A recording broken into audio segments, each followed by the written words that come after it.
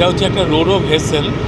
আমরা কিছুদিন আগে আমাদের শালিমার যে ওয়ার্কস আছে পশ্চিমবঙ্গ সরকারের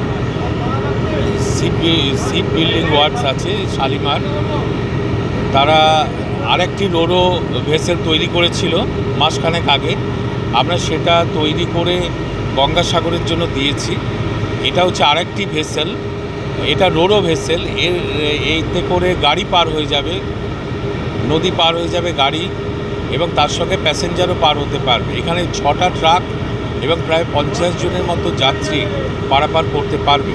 আমরা গঙ্গাসাগরে আপাতত দেব, তারপরে এই গঙ্গার দুপারে গাড়ি পারাপারের জন্য এই ভেসেলগুলোকে কাজে লাগানো হবে।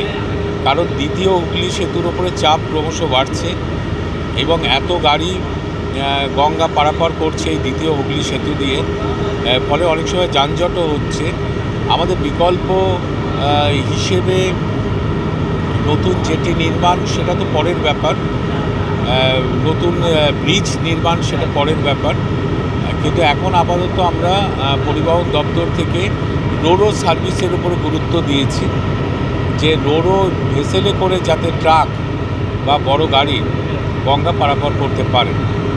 আমরা ইতিমধ্যে রায়চক থেকে কুকড়াহাটি আমরা রোরো সার্ভিস চালু করার জন্য আমাদের পরিকল্পনা রয়েছে এবং তার জন্য ভেসেল লাগবে। আমরা ভেসেলও তৈরি করব এবং এখানেও এই গার্ডেনিজ টু শালিমার বা এখানেও দুটো স্পট আমরা অনুসন্ধান করছি যেখানে আমরা রোরো সার্ভিস চালু করব। এটা হচ্ছে রোরো ভেসেল। এখানে 6টা ট্রাক এবং 50 জন যাত্রী অ্যাট এ টাইম পার হতে পারবে।